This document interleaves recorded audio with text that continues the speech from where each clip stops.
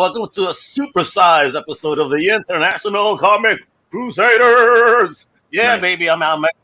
Of course, with my homeboys over here, the ones and only Chris Buse and Dave Elliott. What's up, fellas? Excellent. How's it going with you guys? Everything good? Everything's great, except for your disdain for this wonderful movie we're going to talk about. No, disdain. Disdain. I love this movie. Five stars. Oh, man. I don't see the sarcasm. Including the singing? Including the singing. Oh, that is the best song for your Academy Awards. Let's nominate that song. The Amazons will win the Eurovision Song Contest this year. No, it's the Icelandic women. Yeah, they one of the best dips there with that toilet scene and stuff. Whoever that was, that was hysterical. I was waiting for Björk to show up. Oh man. well, I get the sucker punch reference. Oh, that's a great movie. Yeah. Well, folks, welcome to a new International Comic Crusaders, and today it's all about Zack Snyder's Justice League. Gather our thoughts. Actually, the fandom community is half and half. Some love it, some hate it, some are some are man, some are like, what the hell is the big deal? Here, even within the Comic Crusaders family, there's been a lot of discussion about the film. So even before we get to that, let's give you a little reminder of what we're talking about here. Let's just check out that final trailer before we even start talking about it, all right?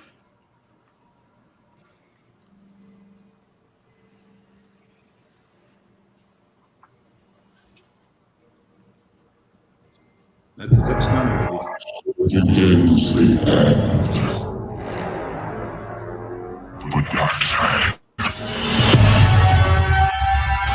I've never seen a being this strong. Maybe one. He's back.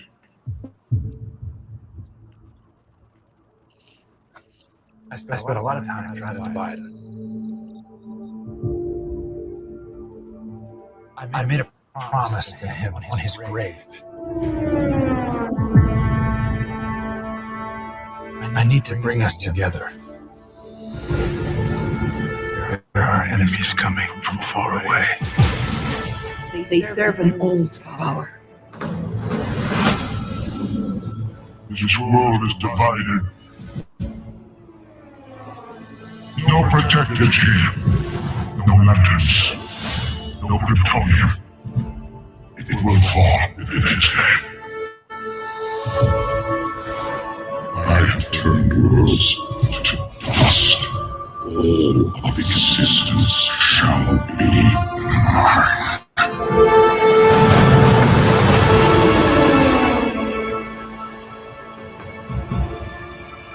I have a second chance. I'm not going to waste it. They said the age of heroes will never come again. Fighting the devil in his army. No. I don't care how many demons just fought and how many hells. He's never fought us united. It's time just to stand. Fight. The time is now.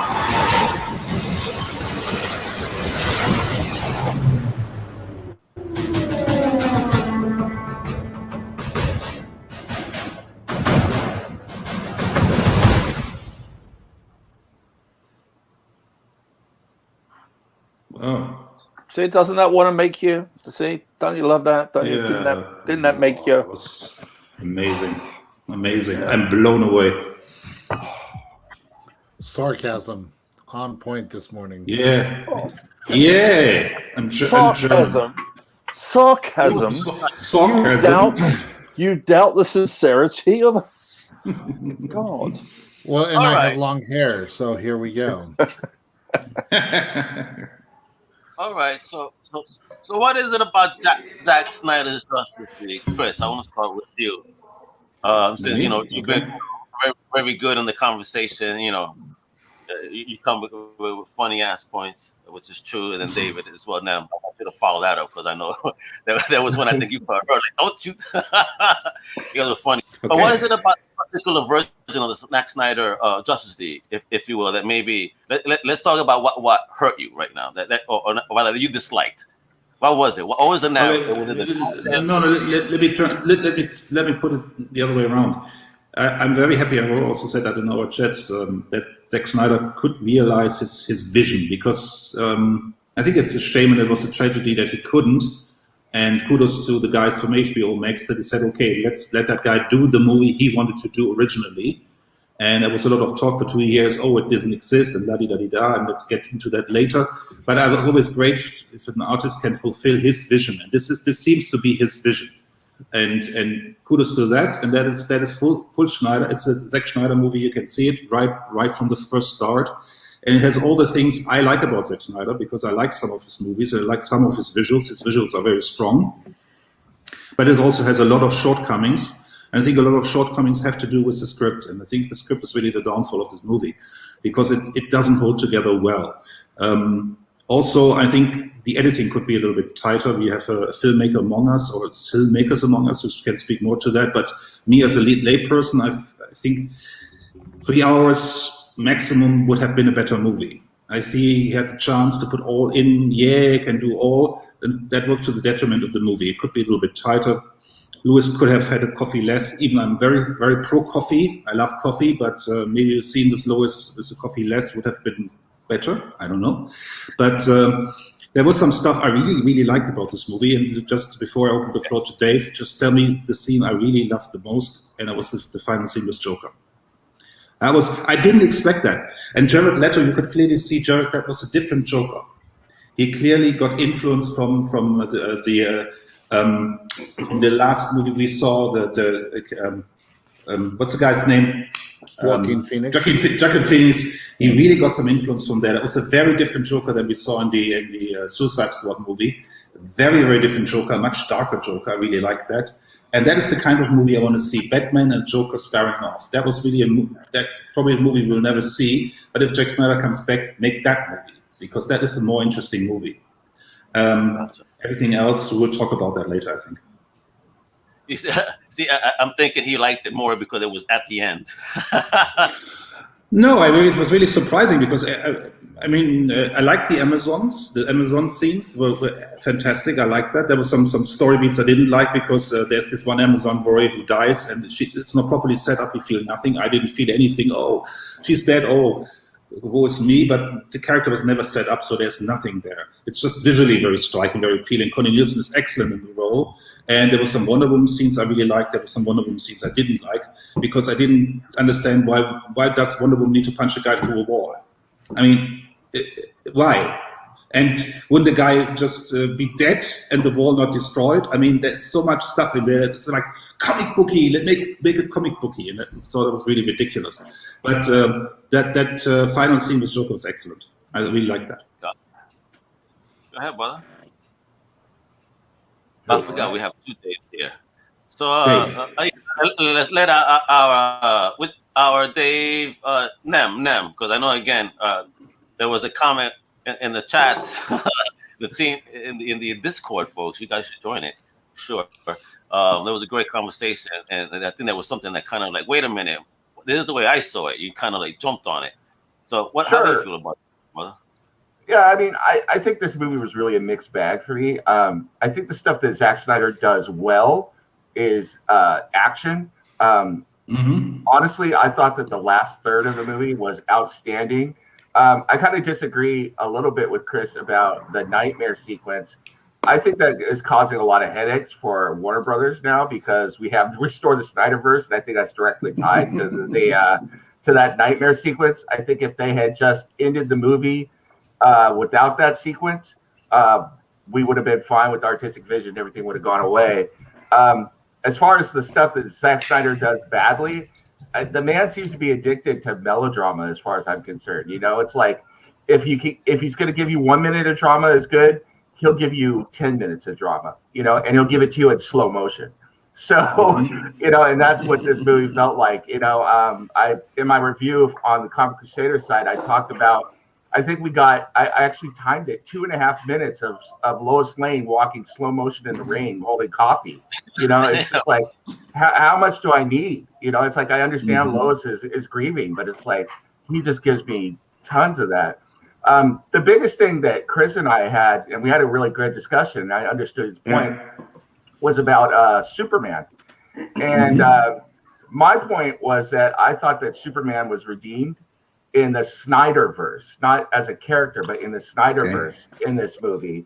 And I thought that by the end of the film, he was more of, I guess, the Superman that I would expect, and not the Superman from Man of Steel. He felt like he had more heart, and he had embraced his role as far as saving the world, being the world's protector. And I thought that was one thing that I thought Zack Snyder did very well with those voiceovers from Kevin Costner and also from Jor-El. Russell Crowe. Right, Russell Crowe. Let me jump on it. I really loved Man of Steel. I guess that is the movie I was very polarized on, because a lot of people say, "Oh, this is not Superman. This is not the beacon of hope." And I said, "Well, it's a very interesting, different interpretation of Superman. I really like Man of Steel. It's really one of my favorite Zack Snyder movies. If not my favorite Zack Snyder movie." Well, and I completely agree with you. I like Man of Steel as well, but I think what we're getting is an arc. So, you know, you were talking about that vision. I think Zack Snyder's Justice League completes that arc for Superman, where he has Superman in a place at the end of Man of Steel that felt incomplete, and by the end of this Justice League movie, we get the full arc. And I thought that Superman was redeemed as far as within the whole Snyderverse there, or completed. But still, he couldn't leave the black suit away, because that would have been perfect if you see him in the regular outfit, a little bit lighter, and then he has fully embraced his lighter side. I mean, that would have made it. That's a very good point. That's a very good point. All right. Now I want to get into our Real Romance team that has a kick-ass podcast on UCPN. They're all about, you know, film and TV and, you know, streaming. So what were you guys' thoughts? I mean, did this break the household? Were you guys arguing over the movie? Did you both like it? You both hate it? Were you on different ends of the sofa there? What's going on? Yeah, no, I didn't like it at all. Like, I'm good for Zack Snyder to get to make his movie, but like, if all of the characters had died at the end, okay, bye. Like, I didn't feel any attachment to any of them. I fell asleep a couple times while we were watching, and like, I didn't really enjoy it. I mean, but you did. Yeah, like, the thing is that even though it wasn't my brand of superhero movie, like, everyone knows I'm more of a Marvel guy because it's a bit more lighthearted, a bit more jokey, and Zack Snyder, like you were saying, Chris, he really dives into the melodrama, and it's very much stylized, and that's his style, which is great, but it's not what I like. So I think the extended scenes of Cyborg and Flash really kind of built the characters and made me want to see more of them. But overall, it just felt like they threw everything at the wall and hoped something stuck. Yeah, that's it. That's how you really viewed it. So did you guys watch it in one full setting? Or you know, or you had to break it up we watched the first 4 parts because there's 6 in the last 2, plus the epilogue are ridiculously long. But we watched through the first 4 parts, and then we had to take a break, and we came back and watched parts 4, 5, and 6 again, just as kind of a refresher. And like, the epilogue was really good. I liked how they brought in Deathstroke and Lex again, and it was really nice seeing, you know, ends tied. You get to see Barry, you get to see Cyborg, and, you know, Martha gets the farm back. Good job, Batman, for being rich, right? I mean, I felt like if you didn't know who these characters were, though, like, why would you care about them? Like, if you've never seen Martian Manhunter, you don't know who he is. Like, you don't know who Deathstroke is. Like, yeah, I had to explain quite a few things going in. Like, we thought Darkseid was the same person as Desaad, and why does it have anything to do with Steppenwolf? They all look the same. I felt like the color palette in this was really bad because I had a hard time just like distinguishing characters from the background sometimes. And one more thing, they're afraid of folks. Apparently, you know, wow, they all look the same as Indians. They do. And I mean, kudos to him for like you said, he likes the saturation and everything.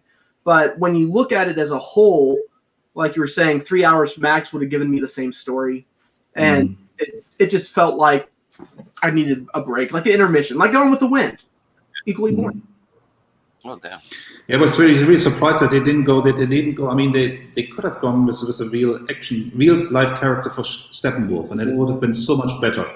Why did the guy be so big? I mean, ridiculous. Why? They could have kept what they did with if they'd kept to Jack Kirby's vision, at least or adapt it a little bit. There would have been more humanity to those characters. And that's why, your comment about them all looking the same, the whole saturation point. Yeah, they did, and they shouldn't. Like, Deathside shouldn't look the same as Darkseid. Like, and there's so many structural mistakes. You see in the opening prologue, or when Wonder Woman has a vision, Darkseid nearly dies. So you lose all respect for this guy. How formidable is he? He's taken down by Ares, if I recall this correctly. So he's basically already dead when the movie starts. And then Steppenwolf comes on, and we really hear, oh, he's only the second guy in command. He's the bitch of Darkseid. How serious are we going to take him? You don't do that. You don't undermine your villains. That is one really good thing about this movie, is that they took what Joss Whedon did, because I think he just wanted to trim it down so that there is one key villain, and we're not trying to branch off, and that's why they left Darkseid out of it entirely.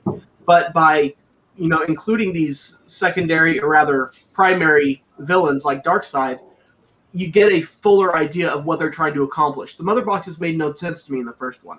I was like, what is the point here? And watching but Darkseid is not a warrior. That's what Dave always says, and he's totally on the money. Darkseid is the guy in the background. He's the schemer. And if you make your villain if he's a schemer, like Thanos was the schemer very, very for a long time in the Marvel movies, how they set him up, that is much more interesting.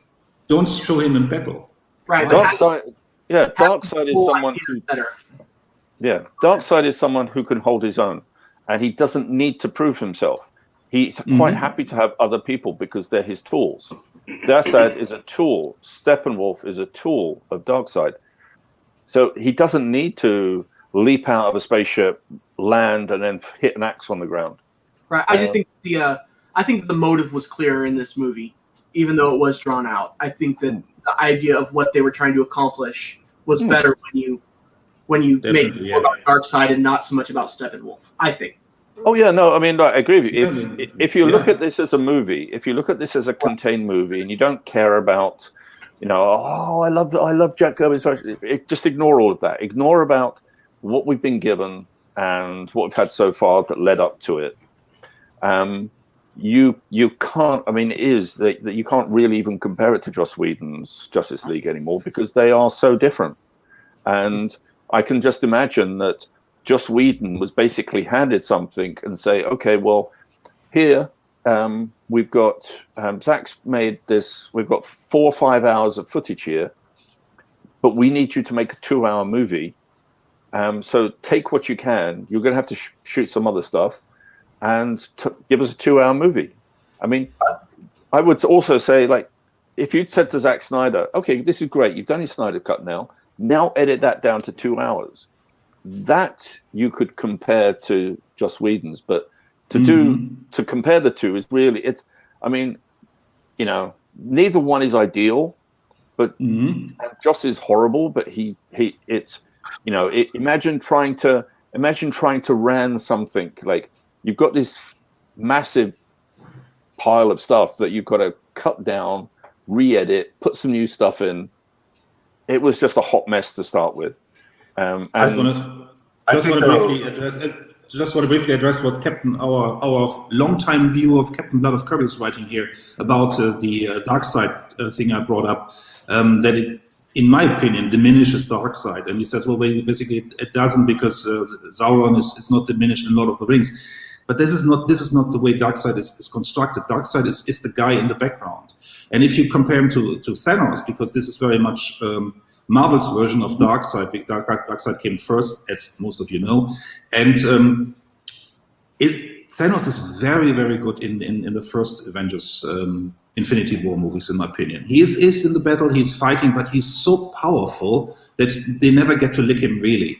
And in the second movie, he's really coming off more like a petulant child. This is a younger version of Thanos, and it really ruins a little bit the older version of Thanos we get to see on the screen. And Darkseid is very much the older version of Thanos. He's in the background. He puts the guys forward. He says, Steppenwolf, you do that for me. And when Steppenwolf dies, he says, well, basically, that was my plan all along, that Steppenwolf would die. Because that set something else into motion I want to happen. And this is Darkseid. He's the chess master. And that is much more powerful and much more menacing. Then he can fight Superman, but why would he? He doesn't need to. Here's a question for all of you, though. In that opening scene, does it matter that that is Uxas and not Darkseid? He doesn't have his Omega beams yet. He hasn't fully evolved yet into Darkseid. That's Uxas at that point. Does that make a difference? I mean, that's a really deep comic book dive. For the average viewer, I don't think people even care, because I think the Real Romances team point was perfectly on point. I tried to get my wife to watch with me, and she was like, "Who's Desaad? What is the anti-life equation? What is this? What is like?" Like I had to spend more time explaining stuff, and she was like just lost and just checked out, So right. I need to jump in here for a second. Yeah. Because to a couple of points that Dave Elliott made about editing, about constructing a movie, I think there's things that are being missed in the whole Snyder Cut revolution. One being, just out of curiosity, did anybody ever see this online petition, and did anybody on this platform sign this online petition? Okay, I know. So I saw it. Yeah. So this whole revolution of the Snyder Cut, understand, to Chris's point, he had a tragedy he had to deal with. At that point, a movie takes backseat to everything. Forget about it. So at that point, you have a studio. Warner Brothers is a studio. It's a corporation. It's business people. It's bean counting. It's market research. It's analytics. They had to salvage this movie. And what does Hollywood do? It's not a trend anymore. It's a norm. Well, get a guy that's made a hit comic book movie to fix it, which was a bad move. Now, here's a perfect example of executives that aren't talented. They pick the people that are talented to make these movies. They picked a Joss Whedon, which I think it was the worst mistake you can possibly make. Just let the movie lie and wait for Zack to do his cut later.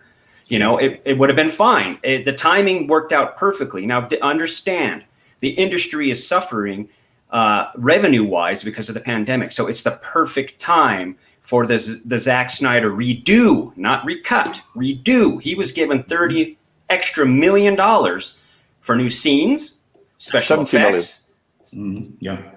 Granted, whatever. That's too much. That this is a new movie. This is not the Snyder Cut. This is the Snyder redo. So at that point, the studio knew what they were doing. Oh, we could cash in more revenue on the same thing like studios do over and over again. They've been cashing in on Batman for 80 years. Let's cash in again. Let's get the fans to buy their tickets again. Let's put them through it again. It was all about money. Is it truly about a vision? No. Did I like the cut? It's okay for episodic TV. Cinematically, no. Okay, I wouldn't have watched this film at a movie theater. I would not have done it. And in my mind, you get one shot as a movie maker, because the trend of the director's cut and the redo goes way back to 1923, 10 Commandments. Cecil B. DeMille remade it again in the 50s, cashed in again.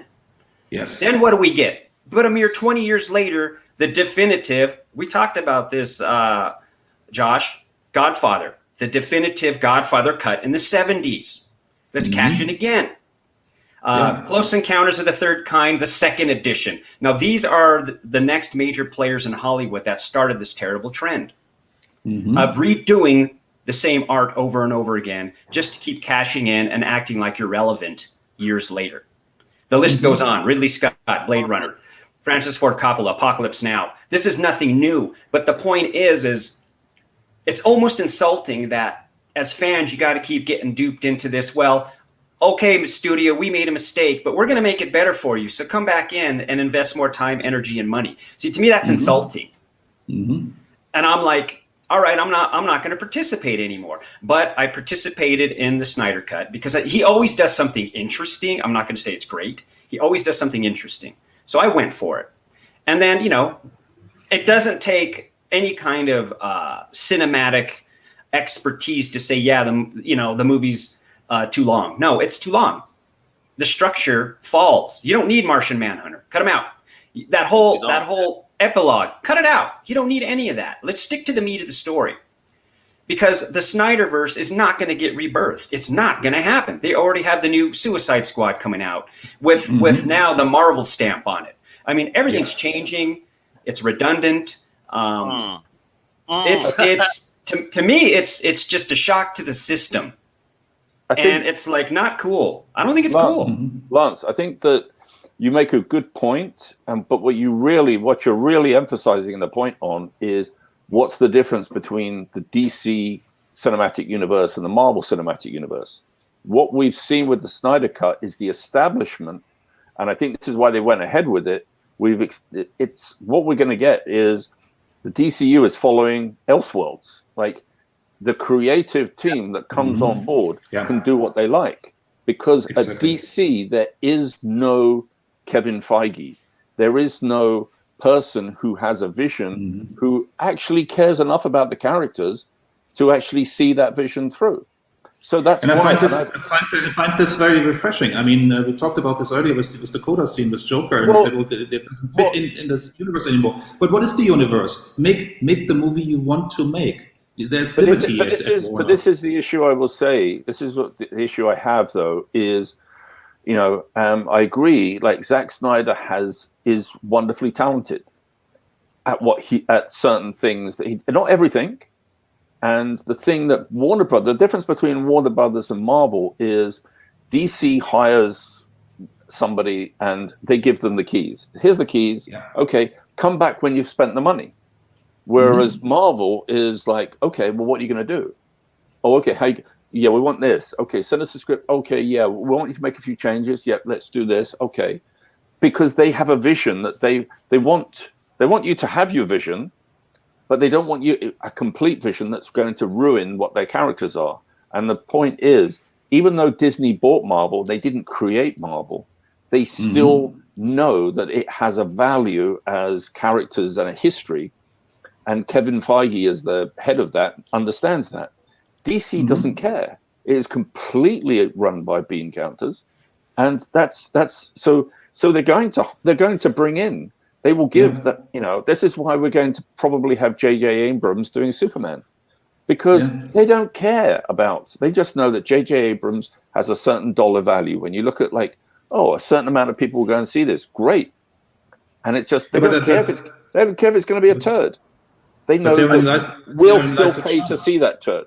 But therein lies a chance. I mean, if you just what Captain Blau's just wrote, I mean, he said he's tired of the sameness of Marvel. I really like the Marvel and the Marvel TV shows I've seen so far. The Scarlet Witch show I haven't finished yet, but I really like what I've seen there. But I like my DC to be different from that. And if it's different in that there's no vision, that the filmmakers can do their thing. And we just talked about Patty Jenkins' second Wonder Woman movie. We didn't like it, but at least she made her movie. Let the people make their movies. The thing is, I don't care for the new Suicide Squad trailer. I thought it was horrible. I saw the trailer and said, well, basically this is a really empty, shallow trailer. It's the most empty, shallow trailer I've ever seen. It's a total waste of anything. But let James Gunn do his movie. That's what he does. Let him do his stuff. Why not? Yeah, no, totally. But all I'm saying is if DC actually had somebody who these people could bounce off so that there was, you didn't have where Zack Snyder's, you could have actually had hey, do you mind if, we've seen this draft of the script, you're happy with this, can we just have someone do a go-through on this to actually clean it up and actually give a bit more story in it? There's a couple of weak points. You're a little weak here, you're a little weak there. And we need someone like Zack Snyder to be able to go, oh, okay, I can see your point. Well, as long as you don't mess that up for me, that flow, I'm willing to work with you on that. Just a quick point, and then because I know we haven't got Josh or Steven yet, but I think they did have that guy in Jeff Johns, but I think Jeff Johns, for whatever reason, his character or whatever, or his personality, grated people. And I think that from what I've heard from behind the scenes, he's the one that ended up killing the Ben Affleck Batman project because he didn't like the vision they were going. And I think there was a power play, and Johns is out, and there's no one that's controlling it now. So all I will say to you is Green Lantern movie. Touche. He's better for TV. All right, let's get to my homie here in the middle square. Why don't he random dude? What are your thoughts on the film, man? Are you a fan? Are you a hater? Are you a lover? So, what's going on, buddy? So personally, I enjoyed the movie. I enjoyed it for what it was. It was great to see Zack Snyder's vision in all its 4 hours of However, the best way I could describe this movie, it is a 9-page panel graphic novel in movie form. There is just so much crap put in there. I like some, we'll take some of the music changes. I like some, I didn't like some. That scene with Aquaman when he's drinking the liquor before jumping back into the ocean after saving the guy on the boat. I like the heavy rock approach in the original, in the theatrical cut. I did not like the whole melancholy choice of music for that scene, because that to me is not the Jason Momoa Aquaman. Aquaman's more the badass. I want the heavy metal. That's what I wanted. I enjoyed more of the Flash because that now sets up and actually, for me, creates more excitement for his movie. The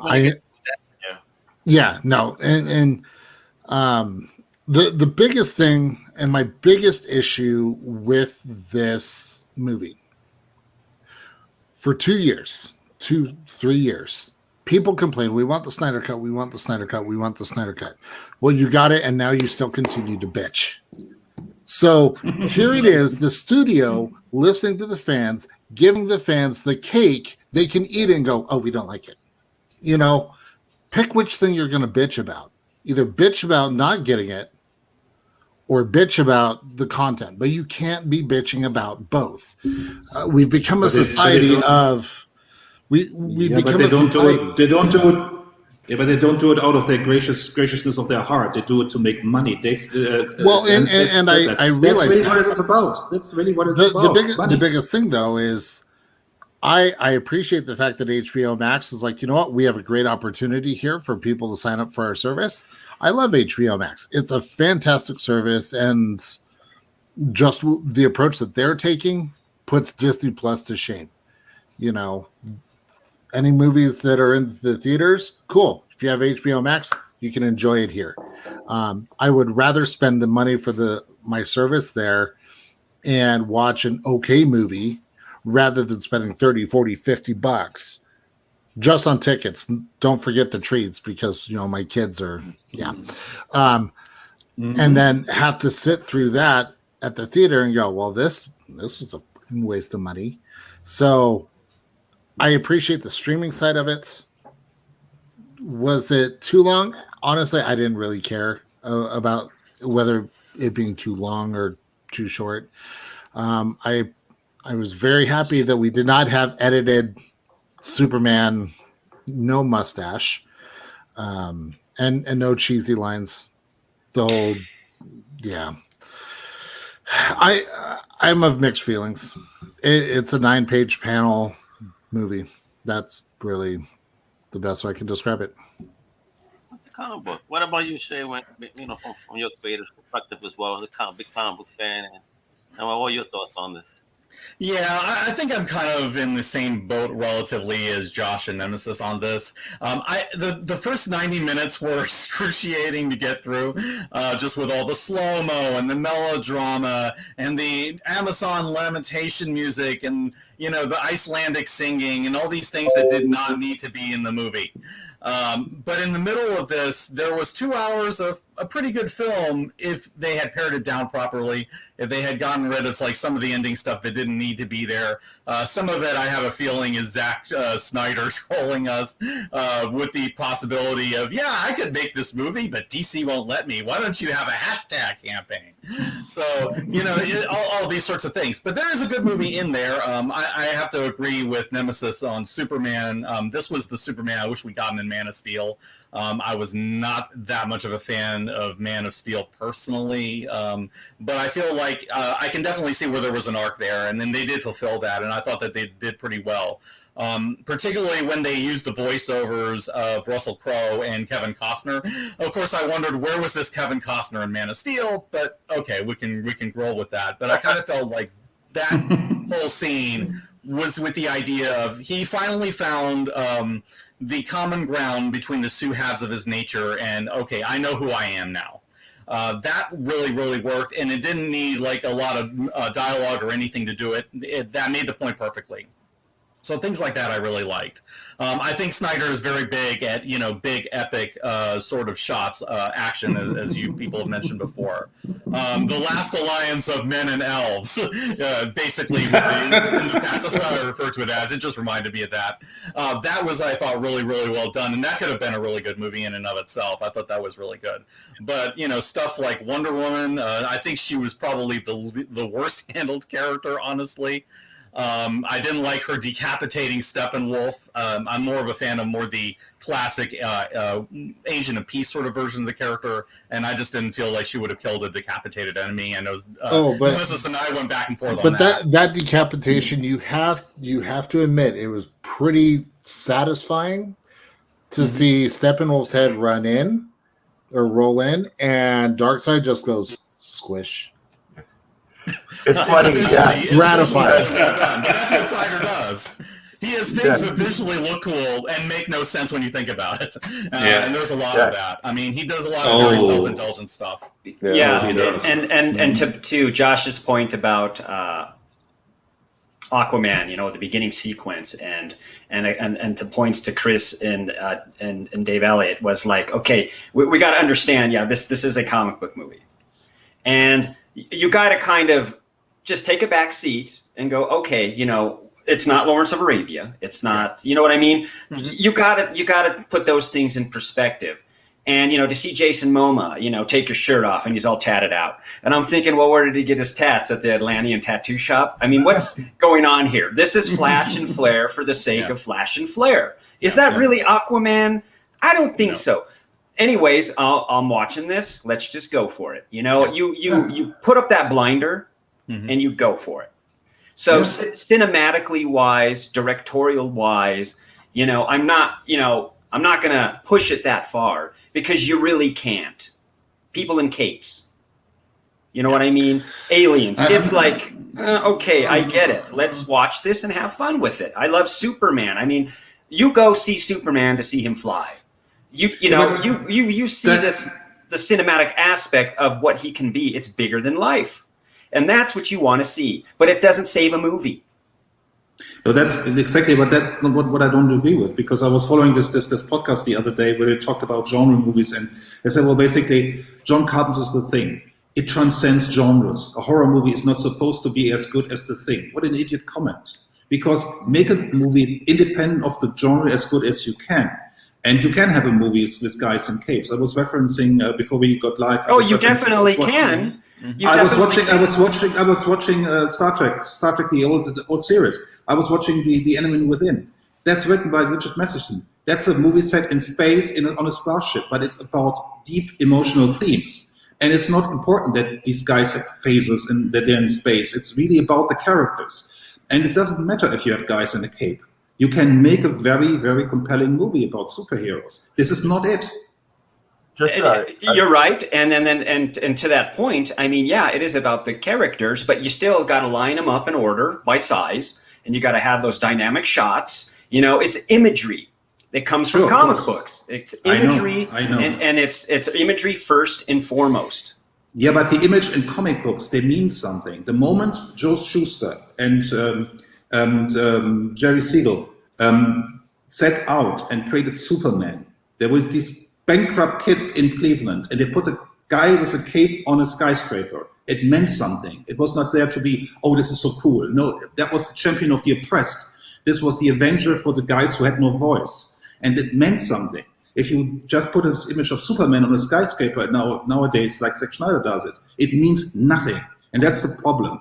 Give it something. That's why I had this discussion about, put Superman in a Christ-like position, all of a sudden he's the Redeemer. He's nothing like that. Well, make it so, and then it has That's meaning. why I didn't see, Chris. That's why I didn't like Man of Steel, because to me, and now I've seen Man of Steel, Batman versus Superman, and Justice League.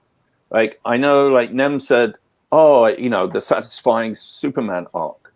What I saw is, okay, I want to get Superman from A to B.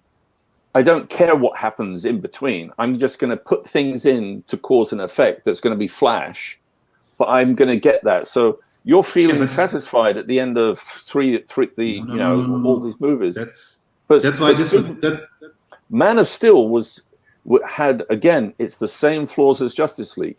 Looks great. There's some great film, but that is fundamentally flawed in storytelling and character. No, that's a difference. That's why I disagree. Man of Steel has a perfect character arc, and it doesn't need the other movies. The other movies take away from it. For who? For Superman. Because exactly it does. Let me just explain why it hasn't. Okay, and I don't explain why it has an arc. It doesn't occur.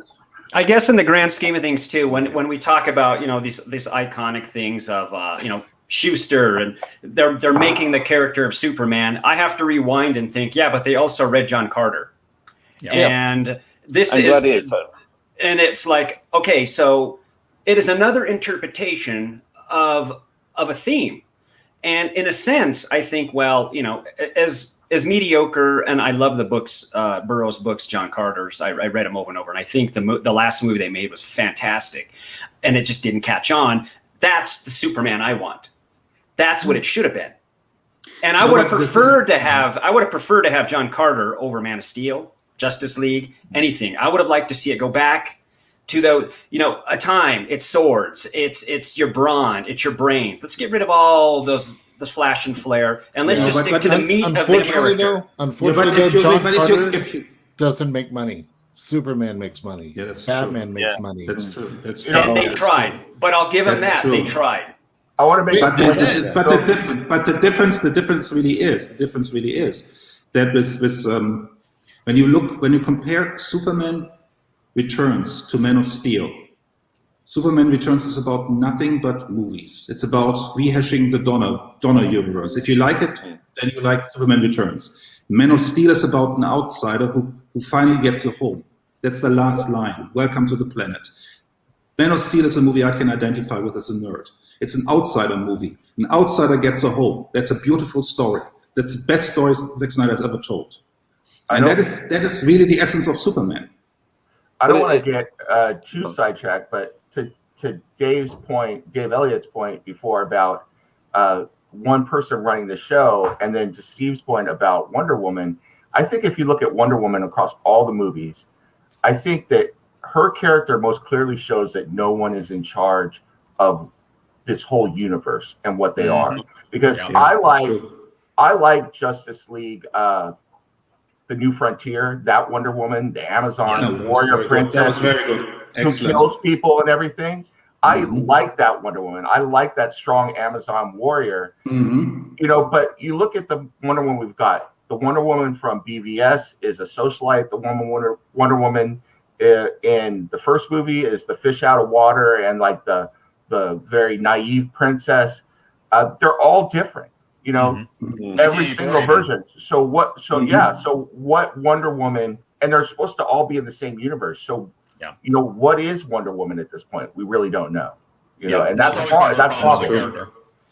Yeah, she was also different from the first to the second movie, and that's by the same director.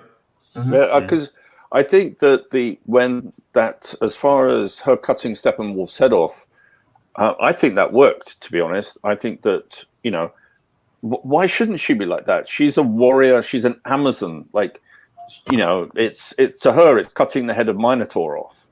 But I think Steve's point is well taken, though. It's like, if that's the Wonder Woman you like, that's fine. But it's like, pick a lane and stay in it. Yeah. What Wonder Woman do you want to have in the DCEU? Instead of having her be really 5 different people.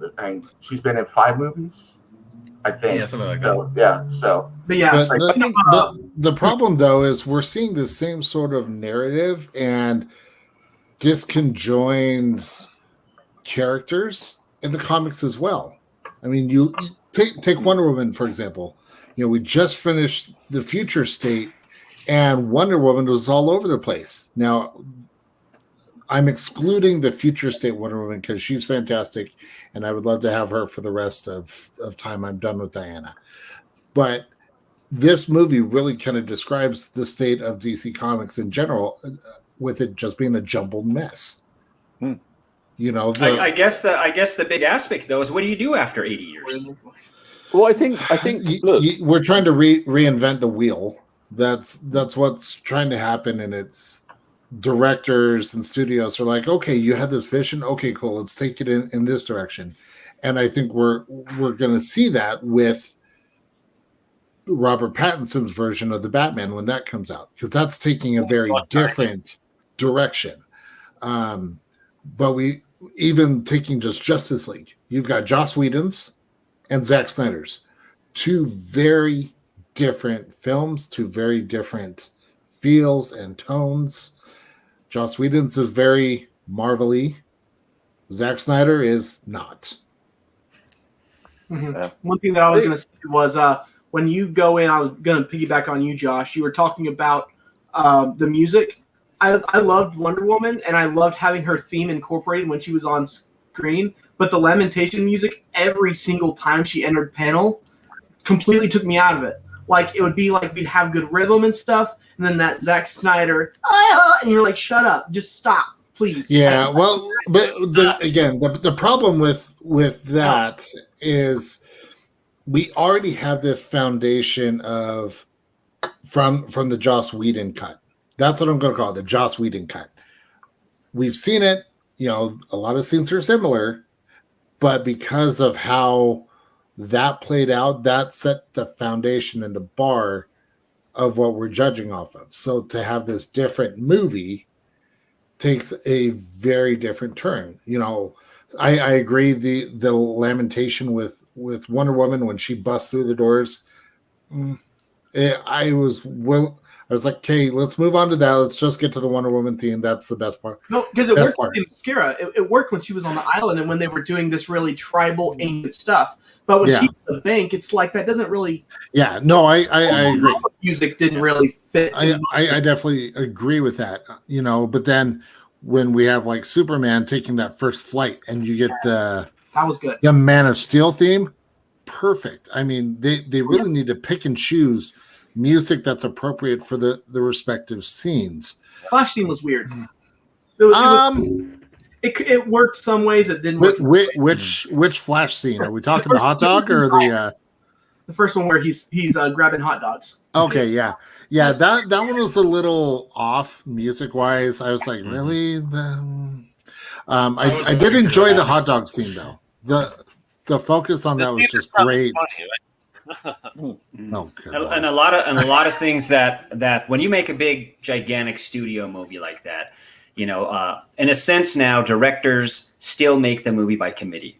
It is executives calling the shots. They have commercial obligations to fulfill, and there are points of this is what we think needs to be in the movie, so the fans cheer, so they get jazzed up. We need to have these interludes of action. We need to have. You can see how well timed they are in the edits.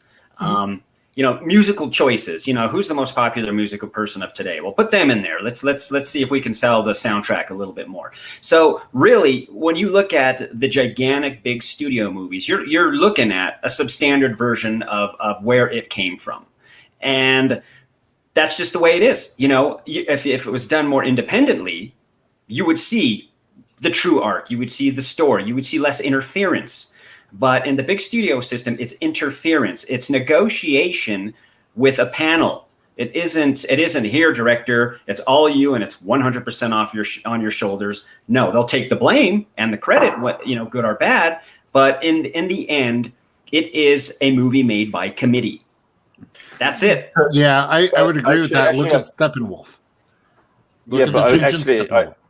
Speaking to Bob's point on the music, I think what you see is I think what was jarring for me was that the styles were so different and they're not integrated together. You contrast what Junkie XL did and maybe Snyder. I have no idea who put the music together and mixed it, but contrast that with like someone like John Williams, where there were different themes for Star Wars or Indiana Jones, where you had Marion's theme and you had Indiana Jones and you had all the different themes. But he's such a master at mixing those together and blending them into a harmonious whole. That wasn't here. Everything was grating against each other, just like I thought Bob stated. So the soundtrack was horrible. The soundtrack was horrible. The thing I just wanted to point out though was I know what you're trying to say, Lance, but the way Warner Brothers works, and I've worked with Warner Brothers. I know I've met Greg Silverstein. The way they work is when someone like Zack Snyder gets to do his film, it's like, there's the keys. They will check some shots. They'll want to see some reels, but and they may comment, and Zack may decide like, okay, well that's what your comment is, but I'm just going to go and shoot my movie. Then that's pretty much happened when Zack didn't stop on Justice League because of Autumn's death. Her death had been months before they took him off it. They took him off Justice League and gave it to Joss Whedon. And it wasn't, they agreed on the excuse of Autumn so they could do it. But Zack walked away. It wasn't like he walked away like, I can't deal with this. That wasn't the instant here. And as a great example of that is when they gave the keys to Joss Whedon, they did the same thing. He goes, oh, here you go, Joss. Yeah, you did Avengers. Yeah, here's the keys. And here's all this stuff you've got to make something of. He made it. And at the end of it, they were like, oh, what's this hot mess? And it's just like they had to release it at that point. It's like a group project that goes completely wrong. And Yeah. that's kind of why I like what Marvel does, is because you get something like Ragnarok versus Winter Soldier versus Captain Marvel, right? Like they all have very specific themes and visions and styles, but because they all fit into that grander universe, you still get your own feel for the movie without feeling like, this is Captain Marvel, but also James Gunn had something to do with it, and then the Russo brothers had something to do with it. Like, no, it's their movie, but because of the big heads saying this is the overarching story that we want to tell overall, then it doesn't feel directionless at the end of the day, right? Yeah, I mean, I think at least James Gunn, when he did Guardians of the Galaxy, he knew that, like, again, to a certain extent, he walked in knowing he was going to be a cog in the machine. But he was in control of the cog. As long as it linked in so that they could go on to do Guardians of the Galaxy 2 and it span off into Avengers, it's like there was scenes in it that served its purpose. He got control of the rest. And it was great. Captain's just said, like, Whedon was put in a really hard position. I mean, I thought it was horrible, but he took a massive paycheck and polished a turd. And at that point, then maybe even though Zack Snyder had said that making a Superman and a Justice League is a film by committee, maybe there just was a lack of committee. And I guess it's about who's pointing fingers at who. Whose fault is it? It's just purely one of, it's like, you give the keys. Like, why are we talking like of the mess J.J. Abrams made of Star Wars? Why are you giving him Superman? He's a name. Exactly. He's hot right now. I think there are scars there too. It's hard to know what's true and what's propaganda with all the stuff around the Snyderverse and all that. But now I'm reading that some report that Zack Snyder almost quit because Warner Brothers made him pull Jon Stewart's Green Lantern out of he shot these scenes and they made him pull him out of there because they didn't want a Green Lantern in there after the Green Lantern movie. It's like, is that true? Is it not true? I mean, it could be true, but it's the age of the internet. It's the age of the internet. And at this point, I don't want to get too much into the internet aspect or the social media aspect, but that's the worst part about this whole movie is that I watched this. I enjoyed it for what it was. I think it has flaws, but I was tired of the whole Snyder Cut and Snyderverse stuff 2 years ago. Now it's starting up all over again, and I'm just like, oh God, someone just put me out of my misery. Are we gonna get the Howard the Duck redo? I mean, what's going on here? It's getting ridiculous at this point, and it's like, just stop. I'm glad we got to see it. I'm glad we got to see it, and there was, the thing is, I can't be too angry at it because I was more angry at Joss Whedon's version, so that kind of that took all that energy out. So when I got to see Zack Snyder's version, it was like, in a way, it's kind of like, oh, it's not as bad as that. Which is a compliment. I agree. I agree. And there was some good bits to it. There was some good bits to it. So I want to ask a question to the group, and I want to start with Chadwin to my digital. I had to think about which way I was pointing, and then I want to hear from Al on this. Sure. And then we'll go around the horn. Steppenwolf had the biggest change from the Joss Whedon cut to the Snyder cut. Yeah. What were your thoughts on the difference? Did you like the change in Steppenwolf? I like Chris's way of describing Steppenwolf as Darkseid's bitch. I mean, he is, regardless. But did you like the change? Did you like the change in the look and in his story as well? Ready to go? Yeah. I like the way the character changed. I felt like he was more sympathetic. I thought he was more interesting because now he wasn't just a one-note bad guy. Now it's, okay, this is a guy who wants to go home, who feels like he's paid his dues and is begging to go home, and he'll do whatever it takes to get home. Mm-hmm. That's a perfectly reasonable motivation. I have absolutely no problem with that. The visuals, I don't feel like either version really worked. There's a image that artist Liam Sharp did of Steppenwolf that actually looks better than both versions. And I'm like, why don't you go with that?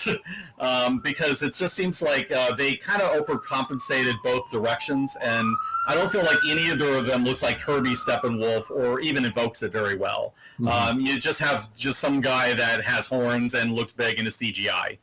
I just felt like it could have been better. But is it terrible? Is it awful? Does it ruin the movie? No, it is what it is. But I will say the character improvement to it, to the character, made it an overall plus in my view. Okay. Al? Yeah, I like the changes. It was cool. I wish they would have emphasized that Steppenwolf's not just, his right-hand man, so-called, but rather his own uncle. Yeah. They didn't emphasize that. So, that makes it even more interesting that, Darkseid has bitched his uncle. Trying to redeem himself. I like the character.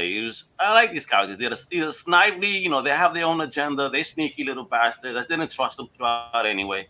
I like the looks. I like the changes, the character. I'm not a hater on this movie, to be honest. I don't hate the movie. I perceive every decent movie to be something like the multiverse, and that's that. So this is just an interpretation of what this is on a different Earth. So I try not to get offended by anything. I'm loving what I'm seeing. I'm having fun. I got to see my new gods in the film. Starting with a Steppenwolf, then we got the Assad, got Darkseid, we got Granny Goodness even. Come on, it's a good time to be a nerd, guys. And I do appreciate the change. I wish I would have just said though, oh yeah, hey nephew. Can you get me the book already? Chris, what about you? I think there's an improvement there, but as I was saying before, I wish they went in the whole hog, because if the comparison I want to make is, if you think about Avengers Endgame, think about Proxima Midnight, played by Carrie Coons. You have an actress in makeup who plays the character, great actress Carrie Coons, who played Proxima Midnight. do the same with Steppenwolf when you're there. Don't do him in a CGI character if you can't do him as well as Thanos. Thanos was rendered very well, but the emotional core of Thanos' team was still, you had a live actor there in certain scenes, and that made all the difference. Mm-hmm. Also, I think they missed the boat a little bit because it was a welcome change that Dysart was there, or what they called Dysart, which is not Dysart, but he had a character to play off. That was a huge improvement, that he had a character to play off, that he got more of his reasoning, that he was only talking to the parademons, so he was talking to a character who could challenge him. That was an improvement, I thought. Okay, I like it. Dave Elliott. I gotta make sure I differentiate between the Daves. what are your thoughts? I preferred the Snyder Cut, that version of Steppenwolf. As you say, he was more sympathetic. The fact that he's failed at some point, Darkseid, and he's trying to sort of get back into his good books. There was that aspect of it. Again, I think that for me, I've always thought that the New Gods represents for DC the chance to have their Lord of the Rings. They could do a massive project, and to do that, you have to be able to relate to the characters. And some weaselly-looking guy with massive spikes all over him, and everyone's wearing metal and lots of spikes and stuff. You're not going to get any sort of emotional core. I mean, even Desad, Kirby's Desad has wonderful depth of character to him, wonderful range to him, and I can tell in the Snyderverse we'd never see that. Okay, Nemesis, what about you? I think that the Snyder Cut version of Desad, as far as his character, his story arc, his ability to shine as far as his dialogue and stuff like that, was head and shoulders better than the Whedon cut, if that's what we're going to call it. That said, I'm with Dave on this one, Dave Elliott. I hate the whole aesthetic they have for most of Apocalypse. I hate the whole metal armor. I just haven't gotten Zack Snyder's choices in a lot of that. I didn't understand what he did with the Kryptonian tech, with that, the way it looked and everything. I just didn't understand it, and I really wasn't a big fan of it. And the last thing I'll say is that, I like to stay as close to the comics as possible, and Steppenwolf has never looked like that. If you really want to do a giant CGI creature, do Calabac, but they didn't, and for whatever reason. So, okay, real romance, and then wrap it up with Lance. I mean, it was better in this one, but at the end of the day, I think they're both bad. Like, coming from someone who's never read the comics, like, I don't feel like their motivations were super clear. Like, they went over the world, I guess. I don't know what a lot of their, like, what is this anti-life thing? Like, I don't know what that is. And also, I have a really hard time believing that they were only defeated by one planet and they forgot where it was. Like, good point. You remember your losses more than you remember your wins. Like, right? they only lost more than they forgot. So at the end of the day, for me, I think the villain still falls really flat. Mm-hmm. Like, to piggyback what you were saying, Nemesis, I felt like there was the metallic form, but there was also the really fleshy form. Like, they tried to humanize him with the big puppy dog eyes in that one scene. That did not work at all for me. And if you want to see a character go from steel to flesh to steel to flesh, Colossus is right there. Powerful. I think that I agree with you that having someone to bounce off of helped his character development a lot. Him being the sole person with really nobody to talk about with any of his problems, what he's trying to do, it made him very, very flat. So at least he was two-dimensional, maybe not three-dimensional, but at least he had something going for him this time that he didn't before. And I'll leave it at that. Okay. And Lance. Yeah. It was so poignant. Great comment. I mean, I'm not overall, this cut is a little better. And that's about it. This is what we waited for. And I will say, in all honesty, the last superhero movie I watched was Justice League, the Whedon cut. I have not sat through any other movie, but DC drugged me back because I'm a purist. I'm like, okay, I'm drugged back to see this movie, and that was the total Godfather 3 moment you just did. Oh, don't even compare me to Godfather 3. No, because don't even compare me to Godfather 3. What you just did. Pull me back in. Pull me back in. Oh, yes. I'm sorry. I thought you meant like I was as mediocre as that. No. You pulled a true. Oh, but honestly, and I'm being pure honest. You guys threw that, the 4-hour cut at me. I kept looking at it in the download. And I'm like, okay, don't do it. Stand your ground, Lance. Don't do it. All right, I'm doing it. And then I did it. And I was like, there it all is. Okay, I'm done. But then, like Nemesis said, it's never done. It's never done. And it's not going to be done. What's that? Did you do it? Did you watch it in one sitting? Straight no, I did in 3 days. I did in 3 separate segments. And man, Randy, do it. Could you still walk after watching it in one sitting? Oh yeah, I did it while I did it while working. It actually kept me focused on work because I had it playing.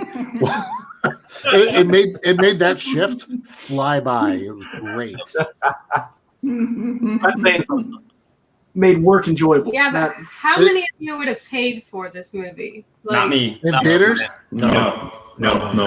I don't think it would have got a theatrical release at 4 hours. There's no way. No. The only way they would have done that, and Banff actually hit it right on the head. If they would have had an intermission to allow viewers to get up, walk around, kind of process what happened, then it could have worked in theaters. Could. Well, yeah. But where the current state of the world with the pandemic and everything, there's no way in apocalypse this would have ever made it into a theatrical release. And the intermission thing is pretty old school, and I thought about that for a second. But even under perfect circumstance, I think if they did do an intermission, I don't think people would have went back for the second part. Yeah, they would have just bailed. but you know what? I'd be okay with that because then it allows the theater to kind of clear out, and then those people that left are going to miss the better, what I thought were the better parts, which were towards the end of the movie. Is it wrong that I want to see the female Furies singing "Let's All Go to the Lobby" now at intermission? So, I think also what Blood of Curry says saying is exactly how I felt it. It was not really a movie. It was not structured like a movie. It more felt like episodes of a TV show. There was no clear act structure to it. It was going to be released over 5 nights originally, 4 or 5 nights. Something like that. So if they would have taken the approach of, we'll take WandaVision, where they split it up over so many weeks, what do you think that would have had a better overall reaction than here's 4 hours of your life? Some of you may not want it back. Some of you may enjoy it. I think the problem I have with this is very simple. If you build it around chapters, you need a cliffhanger. You need to tell me at the end of each episode, why should I stay on? What's the mystery here? What's the revelation? What do I get from the next episode? But look at WandaVision. There was a couple episodes episodes 3 and 4. But WandaVision set up a mystery right from the start. What was going on here? It set up a mystery, which was interesting. But to kind of debate that, though, there was a couple episodes that I know, even with this group here, that people were like, oh, nope, that was crap. You've lost me. And then it was that next episode, boom, we were right back in. So I think with this one, though, I think people would have had the potential. It had the potential if you released it, kind of like what WandaVision did every Friday, boom, boom, boom, boom. But they could have got more money. Go for it. Because Justice League was, there's nothing to follow it. With WandaVision, we knew that, okay, you get 2 weeks off, and then it's Falcon and the Winter Soldier, and then after Falcon and Winter Soldier, you get a couple of weeks off, and then it's Loki. And then they have a program. They have a program in mind. Yeah, that's also true. That's also true, Dave. Yeah, Banff, you were saying. No, I was just saying is that you have the little episodic things coming on Disney Plus, but then after WandaVision, you're going to get Doctor Strange, right? And so after the Snyder cut, they're like, oh man, we're going to have all these nightwear sequences. We're going to get Martian Manhunter. We're going to have Green Lantern. And really, is it ever really happening, or are they just going to do what they've been doing and kind of fly by the seat of their pants and let one? Well, no. What we're going to get, what we're going to get is we're going to get the Flash. He's going to reset the timeline because that's what Flash does. # damn it, Barry Allen. And then who knows what happens? I mean, that's DC's thing. They use Flash to just run, reset everything, and I don't know. Who knows what we're going to get? Have you been following? I don't know if you've been following what's going on around. Have I been following? Yeah. No, if you follow what's going on around it, if you listen to the other trains of conversations going on between AT&T, Warner Media, etc., AT&T will just if they're happy with the Snyder cut, they will then go to Zack Snyder and say do more, whether Warner Media want to or not. And this is the problem. There's infighting at Warner Brothers. So what we're going to have is Warner will continue making movies, but AT&T will let HBO make movies. And I'm surprised we don't have. Right? I think what would have helped with the Wonder Woman situation is why not have a second actress play Wonder Woman? So here's this Wonder Woman for these movies, and here's this Wonder Woman for these other movies. You can't please everyone, though. You can't please everyone. You can't. You you got to make that movie and stick by your guns, and see what happens. But they will.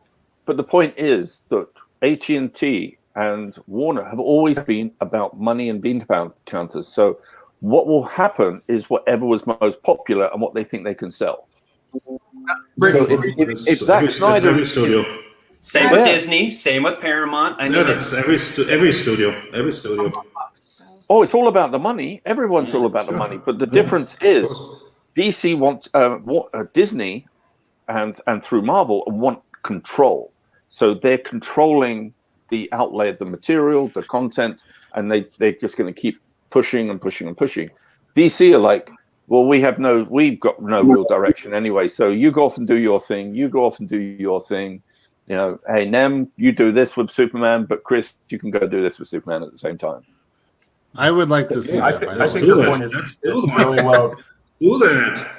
I want to do my Superman movie. Your point is really well taken about the infighting, though. I mean, it's basically what's going on with Star Wars at Disney, but even on an even larger playground, because you're seeing some of the same stuff going on with Star Wars at Disney with the different groups that are advocating for their vision, and they're fighting, and it's starting to become disjointed, and you've got the Filoni Favreau stuff going on, but Kathleen Kennedy is still there and Rian Johnson.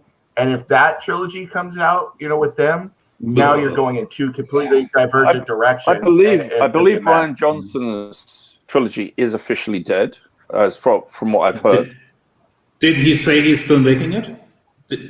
I think he recently said that he's still making it. Huh? Yeah. He himself said it so. Yeah. Mm-hmm. Well, then maybe we'll appreciate Zack Snyder's Justice League when that hot mess comes out. The Rian Johnson cut. But hey, I'm going to defend Rian Johnson here because actually he did some interesting thing, and I think the Last Jedi. I don't think we should go down that road. We shouldn't go down that road. Probably. That doesn't have Star Wars on it. Yes, let's stay on point. Stay on point. Okay. We're gonna have Flash reset the timeline back to Zack Snyder. Yeah, let's do that. Let's get him in here.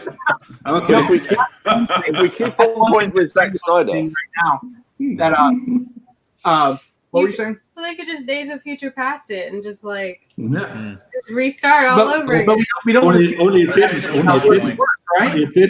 Only it didn't. they just ruined the X-Men after that movie.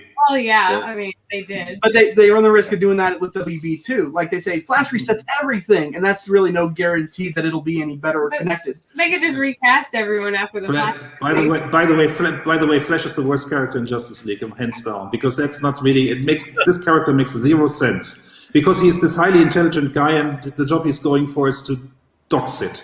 I mean, that character makes zero sense. The character is completely senseless. He's like doing all these dead end jobs, and yet like you go to his house and it's like this like exactly.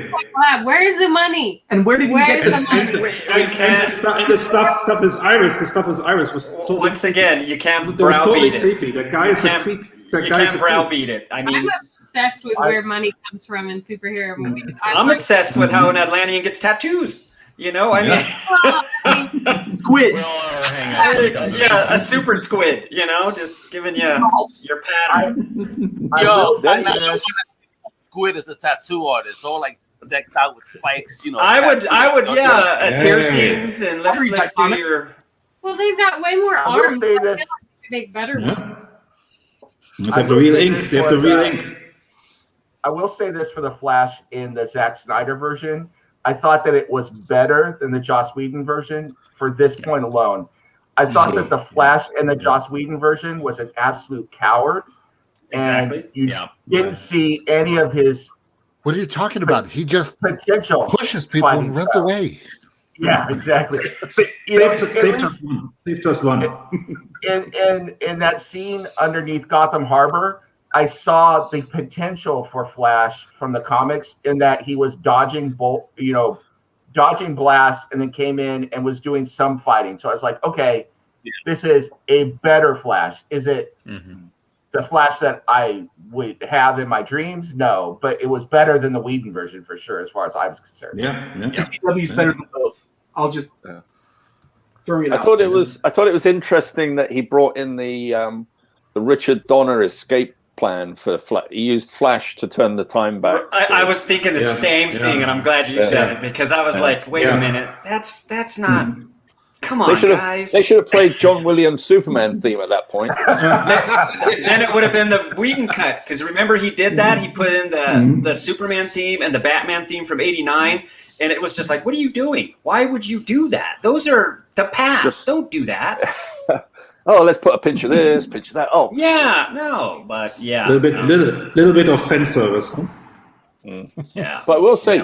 So, one thing that Zack Snyder seems to do is, how many of you have seen a director's cut of Watchmen? I have. I got it. Want to see it. Yeah, I think I've seen it. Yes. So yes. Can you get that out? Can you get that out? It's better than the regular cut. Yep. And even with Batman versus Superman. The director's cut of Batman vs Superman. While I still don't like either movie, it's slightly better. Slightly better.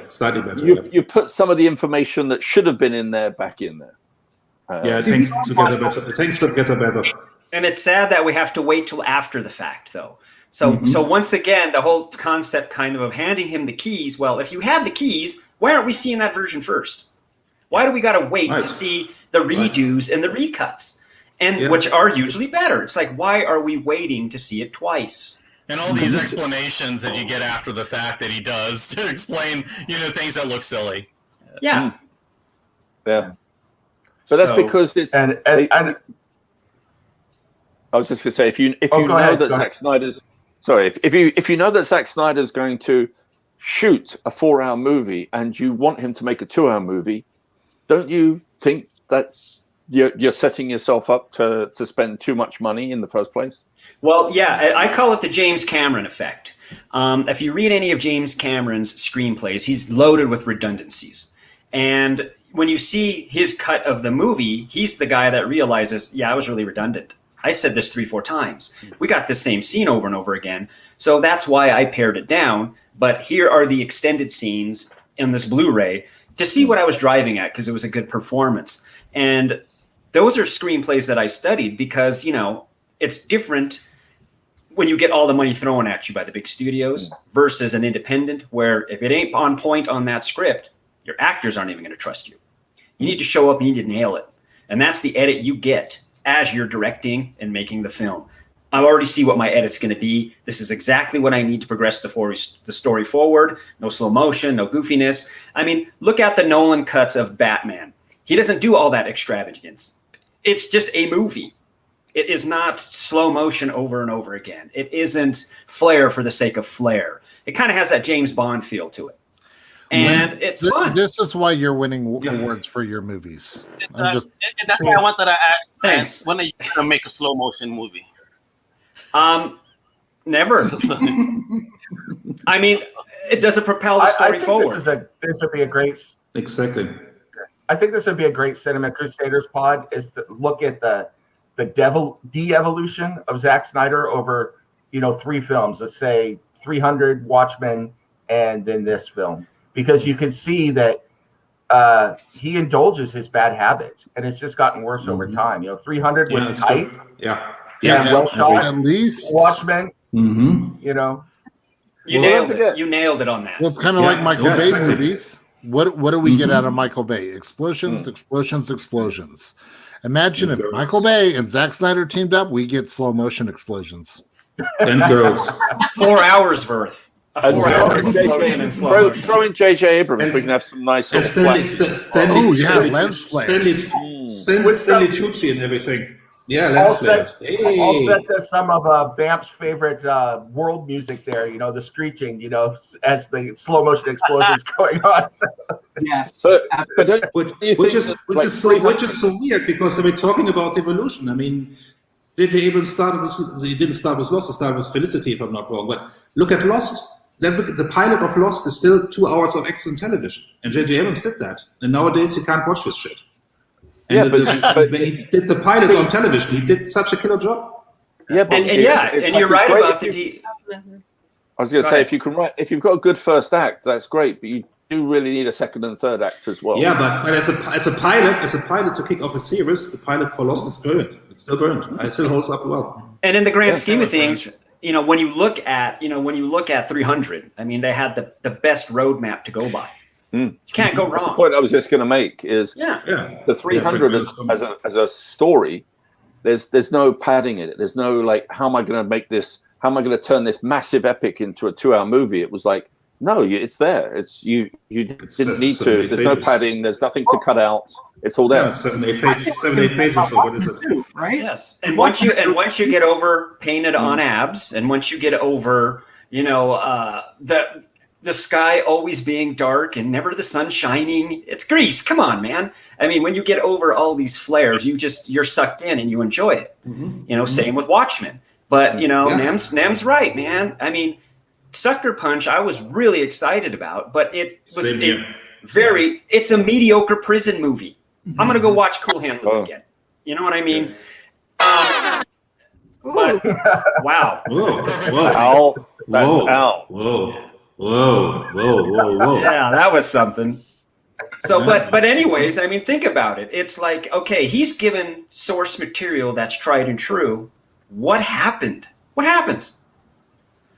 Originality. So that's sometimes what I look at the modern filmmaker. They're just remaking everything. They're rehashing nostalgia. They're redoing anything. There's no new stories, and they're out there. People are starving for it.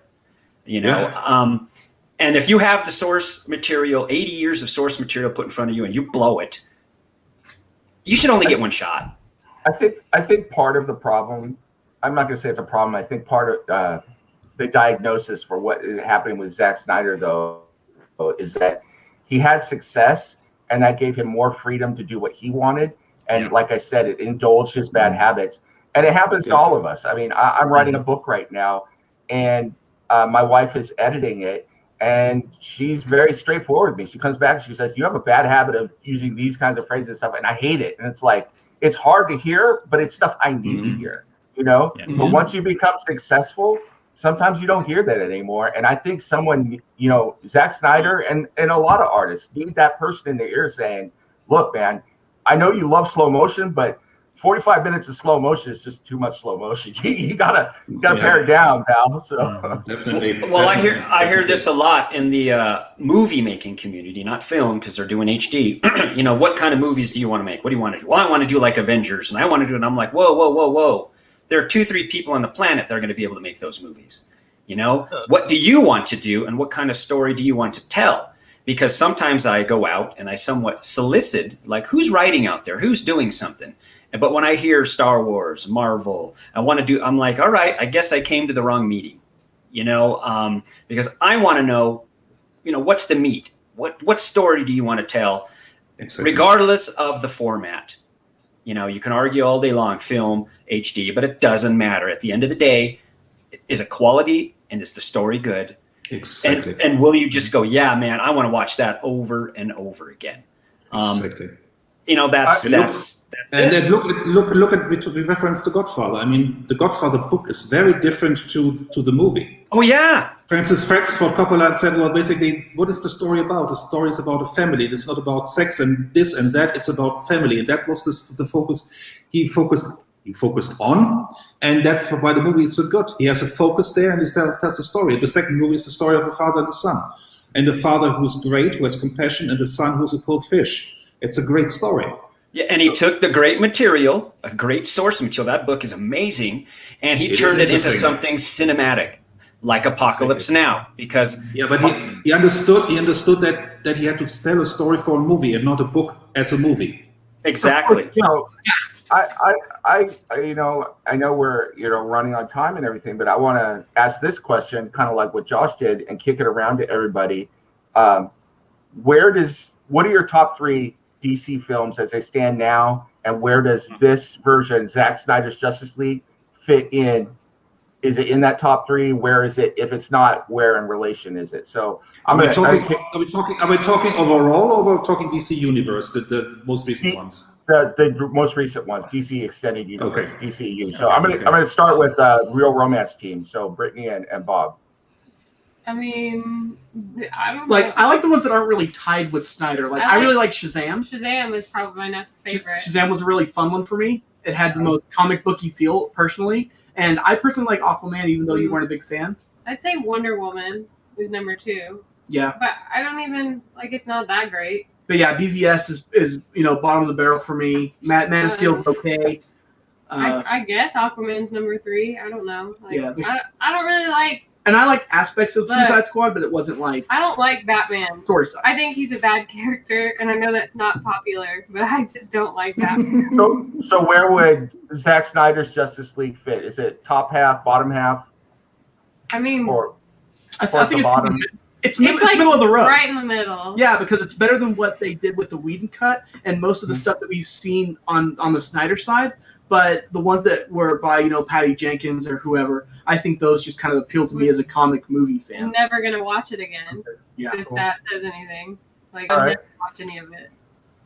So let me kick it over to Lance. I don't know how many of the DC movies you've watched, because I know you haven't watched a lot of them, but what's your thoughts? Well, I guess my opinion doesn't matter. I didn't see Aquaman. I didn't see Suicide Squad. I was mostly in the realm of the Snyderverse by default because, hey, if it's Batman, I'm kind of sold. I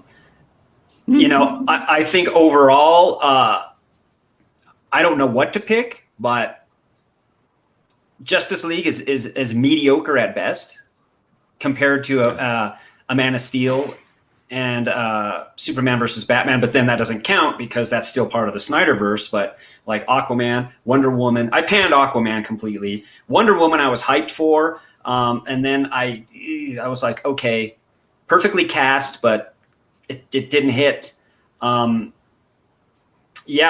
Mediocre at best. In what my limited knowledge is of that universe, by that time I was totally starting to tune out. It was like, nah, I don't really need to see it anymore. All right. Okay. I'm going to jump up to Josh and then head over to Shadewing. So, Josh, what's your thoughts? Definitely better than the Whedon cut. It doesn't top Man of Steel. It doesn't top Wonder Woman from 2017. I would put the Zack Snyder Justice League at the same place as the director's cut of Batman v Superman. Yeah. Aquaman and Shazam are just above those two. So yeah, I would put Man of Steel, Wonder Woman, top spot. Aquaman, Shazam. I will say Zack Snyder's Justice League is a hell of a lot better than what is it, the Birds of Prey crap that we got. Yeah, I will take Zack Snyder's Justice League over the emancipation of whatever name they want to come up with this week. What about the Joker movie? Do we count that? I do not count that. That is in a totally different universe. I don't consider that as part of the DCEU. That's a Taxi Driver remake. So, but honestly, it was a very poor Taxi Driver remake, and touching on the nausea aspect, it made me nauseous. I can't. Yeah, Joker really bothered me. Joker is one of those ones. Joker is like the corned beef of DC comic movies. You either love it or you hate it. I liked it, but I don't think it belongs as a DCU movie. I mean, it could have been anything. Yeah, I didn't even consider it. That's why I call it the corned beef of comic book movies. Yeah. All right, Shade Wade, what's your thoughts? Yeah, I would say for me it would be Aquaman, and then Wonder Woman, and then Shazam. I have mixed feelings about because I'm a fan of the classic Captain Marvel, and I don't like the Curse of Shazam stuff. And this was basically a adaptation of Curse of Shazam, which I really don't like, but I do respect that movie. It was comics accurate to what it was trying to do. And then I would say Zack Snyder's Justice League, I would say it's kind of in the middle. I mean, it's better than the Whedon cut for sure. It's better than Birds of Prey, which I really didn't like. It's better than Wonder Woman 84. But I think all in all, I liked it more than the other Snyder stuff I've seen. So, and overall, I actually did like it. I think the movie that is in there that is good, it kind of makes up for a lot of the stuff I don't like. But all in all, I would say it's a mid-DCE movie for me. Al? Oh, can't hear you. Can't hear you, Al. My favorite DC movie is the one that even Bamp mentioned, Shazam. It's a fun movie. It's a family movie. For me, it felt like what comic books was. You know what I mean? So Shazam is my favorite, number one, followed by the first Wonder Woman. All right. Then I would put Aquaman at third, Man of Steel at fourth, and then I would leave Zack Snyder in the middle because I liked it. Again, I think alt-U stuff, and it's funny because I also want to mention, we got this, Snyder cut just recently. We're also going to get the black and white version, or the gray edition. And I know Banff immediately was like, wasn't that the gray edition? But that's my order. Same page. Chris. So I'm going very left field. Number one, Man of Steel. Number two, Aquaman. Number three, the first two acts of Wonder Woman, the first movie, and the first act of Batman v Superman. Cool. Dave? And the Justice League movie is somewhere in the middle, like the other said. Kind of in a way, I curse you for actually making me actually having to think about them all. I've like literally I've seen Man of Steel twice. I've seen Batman vs Superman twice, only because the second one was the director's cut, and I was just like, could it be possibly any good? Justice League I've now seen twice because I had to see I saw the Joss Whedon one. All the other ones I've only ever seen once. Shazam was fun, but I have no desire to see it again. Wonder Woman, I liked the first movie. I think if the third act, like Chris was suggesting, which was the weak act, I think if they'd had a strong third act, I would probably have seen that like 2 or 3 times. But it was kind of like, okay, yeah. So I can't tell you where it is. It's kind of like probably Wonder Woman would be my favorite of them all.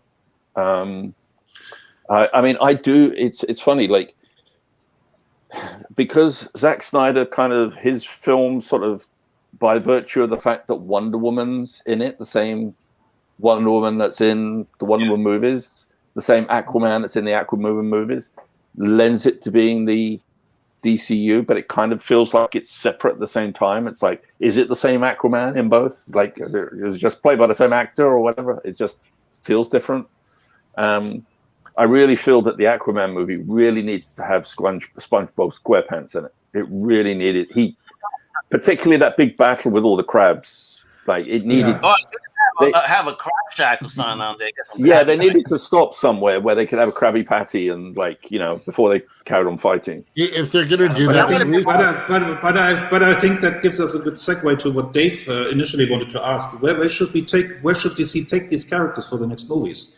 Should they stay? What are these characters about? Should they stay comic book accurate? Should they give their directors more freedom? What do you guys think? Should we stick more to the comic book pages? The next version we get is black and white. I mean, we get the next same movie, but in black and white. And I heard about this. Yeah, I heard about this. And you can't do that. Saw the movie in black and white. You can't, but photographically, it's shot on film. Photographically, you just don't wipe out saturation, and it's black and white. That's not how the photographic film works. There's a grayscale there. My comment to Shade Wing about the black and white version was, if I wanted to see the black and white version, I would have messed with the color controls on my TV. You know, it's a whole like Desiato of comic book movies, black on black. Yeah. See, I would have actually said, if we could have included it, I would have included I would have said my favorite film was the Joker movie, because I really liked. I guess I'm different than everybody. That my favorite is Aquaman. I just can't decide if it's because the movie's good or because I like the character that much in the comics. Then after that is Shazam, and then there's a bunch of movies that are kind of like, depending on what my mood is, they're all jumbled in there. As far as, you know, I think BVS is lower, but Man of Steel, Wonder Woman, and Zack Snyder's Justice League are right there. And then, but I think when I thought about this question, what's really telling, and it's sad for me because I'm a DC fanboy to a certain extent, is that it's very easy for me to tell you the movies that I hated. And there's a bunch of them down below. You know, Wonder Woman 84, Birds of Prey. I like Suicide Squad better than a lot of other people, but. Are you sure, Nam? I you were salivating over Birds of Prey. You were telling me how awesome. Oh yeah, I was just. I watch that movie every day before I have my coffee. So no, it's very. That gets you going. We forgot about Joker and Birds of Prey when we were listing them off. Like, they just completely, they didn't fit in anywhere with what I thought the DC movie was. Like, I was thinking of them all, and Birds of Prey is the most recent, and yet fucking nothing. I completely forgot about it. Oh well. I haven't seen it. I wish I could forget about it. And I think hashtag sorry not sorry for bringing it up. I think the funniest thing about all of these DC movies, as all of you were talking, is that there are parts of the movies that I like, and if I could just cut those clips out and watch them, I would be fine. Mm-hmm. But almost every movie is like that. Birds of Prey is even like that. Some of the fight scenes and stuff like that are excellent, but the movie as a whole, I'm like, I don't ever want to watch it again. I watched it once for the show and never want to watch it again. And I'm not that person. I like to just sit back and just enjoy stuff, but some of these movies are really rough. But there's a lot of good stuff in them. So it's like, why do they have elements that are good, but the overall product seems to be lacking? So. It's the same with the comics. I'm just wondering now that Zack Snyder's managed to sort of shoehorn in Darkseid and to a certain extent Deathside and Granny Goodness and a little view of Apocalypse. Is the New Gods film going to have to follow on with those designs, or are they just going to take a completely fresh approach to it? I would say let's wait and see what the Flash movie does, because again, DC uses Flash to reset everything. So maybe we still get the New Gods, but we get a new take on it, all thanks to Barry Allen. Yeah, but I have no desire to see that movie because I think Ezra Miller is totally miscast. Yeah. I don't know, and honestly, all of the rumors and stuff coming out, it's like at this point, I just don't want to hear any of it because it's all over the place. And it's like maybe Robert Pattinson's Batman will come in and Michael Keaton. And I'm just like, it's out of control. But didn't you know that, with Spider-Man 3, I mean, Michael Caine will reprise his role as Alfred. We'll get Gary Oldman back. I mean, Spider-Man 3 is going to give us everything. Yeah, exactly. I haven't seen the second movie yet. Maybe Deadpool will pop up in Flashpoint somehow. So that makes sense. I would be okay with that. The Professor, not so much. I see Deadpool giving Darkseid a wedgie and then disappearing. I tuned in for that. That would be cool. You never know. It might turn into that because what else are they going to do? It's like, all right, let's put it in black and white and have them give him a wedgie. You know what? Fans will love it. And if Deadpool shows up, we might as well get Ryan Reynolds, Green Lantern, and have the two of them battle. Sure. Why not? Throw it all in. Anyway. Well, according to Ryan Reynolds, he was asked to make an appearance in the Justice League movie. Oh, cool. Good call, not doing that. That would have made another fantastic post-credit scene with Deadpool. Yeah, you would have flown off with Martian Manhunter, right? Hey, Martian, let's go. That whole scene, I was like, whatever. I don't even care. Honestly, where is he during the whole fight? That's just what I want to know. Exactly. He would have used his damn powers. Who would have needed Superman?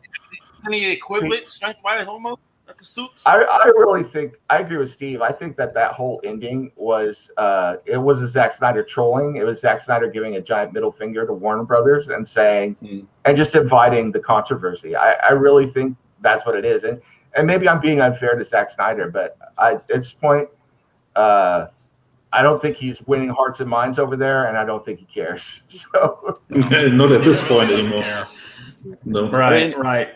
I mean, what happened to his zombie movie for Netflix? Did that ever come out? No, that's coming out of April. It's out in April. Yeah. Oh, in April. Okay. Yeah, that is coming. And comic books and all that good stuff associated. Yeah, but why? I'm actually looking forward to that. So I'm not like total Zack Snyder hater.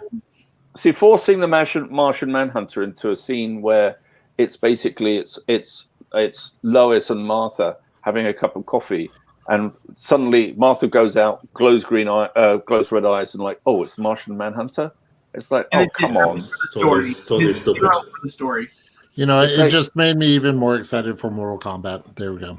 Hey, wait a minute. Johnny Cage, yeah. There's so many good movies coming out. We don't want it to dwell. Are you sure? That Superman was hugging the right Martha?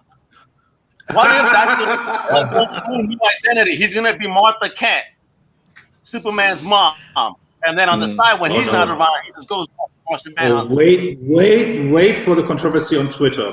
Replacing a black actor with a white woman. Just wait for it. Oh boy! All I'm gonna say is canceling Martha. Cancel Martha. Why did you say that name? Just give me my giant ape versus giant lizard fight in a couple days. I'll be happy. So. Oh yeah. Before we go, let's close out with that. Great ape. It is what it is. But who's going for what? I want one at a time. Starting with my homies up top, Chris, Dave. Who you going for? Are you Team Godzilla or Team Kong? Team Kong. Dave? Ooh. Probably Kong, actually. Probably Kong. I mean, it's Kong. Yeah. I don't know. I don't have a strong horse in this race, but probably Kong. He's a little more sympathetic. That's 3. Josh. Dude, Godzilla all the way. Kaiju's about to kick some ass. That's my vote, so that's 2 right there. So, Nem? Hey, Kong's an honorary New Yorker, so go USA. Kong, all the way. Yeah, definitely. Who you got? I think I'll watch Once Upon a Time in the West again. Awesome choice. That's it. Lance will watch The Godfather 3 over Henry Fonda. I'll probably watch Godfather 3. Henry Fonda has the lightest blue eyes. Have you seen the eyes on that man? Those eyes are amazing. He's cinema. He is cinema. Real romance gets 2 votes. So, Mrs. Bam first. Godzilla, for real. Like, All it's right. a big And monkey. what He about you? has powers. And What about I'm you, Bam? Kong. Oh Whoa. man, so the team here is 5-3. Favor of Kong. We'll see, man. Godzilla's my boy. I love Kong. I would've- Godzilla's just I would have said Godzilla, except in one of the last trailers we see Kong with his magic axe. He's got that magic axe now that he comes leaping in, and it absorbs all of Godzilla's power. So it was like, okay. If we learned anything from Infinity War, if we've learned anything from Infinity War, this is a big giant axe isn't enough to win. Well, actually, Gotta go for the head. to be honest with you, that wasn't Kong in that scene. That was Ares transformed from the beginning of Zack Snyder's Justice League. Wow, he needs to shave. Whichever ain't be worthy to.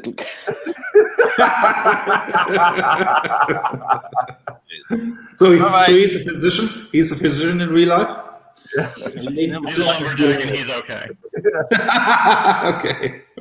all right, Good. folks. So let's close out the show. I want to have my family start out with. You could check them out at, and let's start at the corner over here, the Real Romance Scene. Where can people check out the pod, and follow you guys at?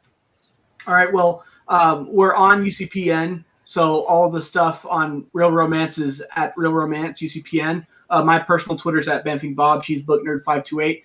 And if you like this discourse here in about a month or two, in a month or two, we're going to have a podcast about what makes some superhero movies just not work. That's going to be one of our themed episodes coming up, I think, in April or May. So stay tuned on that, and we can talk about some of the ones that didn't really work, like Catwoman or Steel with Shaq, or Oh my God. what else? Wow, you're actually going to put yourself through that? You're going to make people watch those? We suffer for the views. We suffer for the fans. Apparently, Bam watched Steel. That's he had hit it just yesterday. My chest has just gone tight. I think you just thought of watching those films again. Yeah, right. I haven't seen them, and we haven't seen the new Hellboy. We haven't seen. We just recently watched the Josh Trank Fantastic Four. So we're not going to put Justice League on it. I don't think we are, but we're definitely going to be talking about all the different types of superhero movies that some work great and then some just fall flat. If you're gonna watch the new Hellboy movie, I've got about 60 issues of Hellboy you have to read to even make sense of that movie. So, oh wow, hard pass. I love Hellboy, but I don't got the time. And Lance, our award-winning filmmaker, where can people follow you? And I know you're also part of Geek Fest CRA. Shout out to Below Geek Fest. So let us know about that. Warehouse9pro.com is the website. Warehouse 9 Limited is Twitter. We're in Geek Fest with The Last Resort. See how it fares.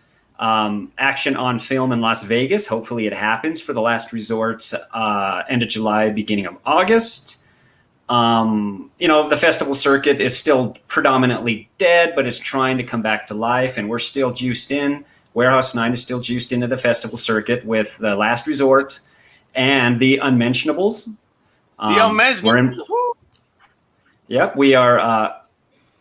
in production again on Coiffiere Extraordinaire, waiting for LeGros. And other than that, keep film alive. That's what we're pushing over here, and you will be seeing another installment of The Unmentionables. I'm writing it now. Cool. Yeah. And Bob has been on hold. I need to do something with this. Bob, Non-Union Psychic. We got 4 more books written, just haven't gone into production. It's working on the art, the stories, just trying to keep going in these strange times. Right now, indies will rise. I think it's time for something new.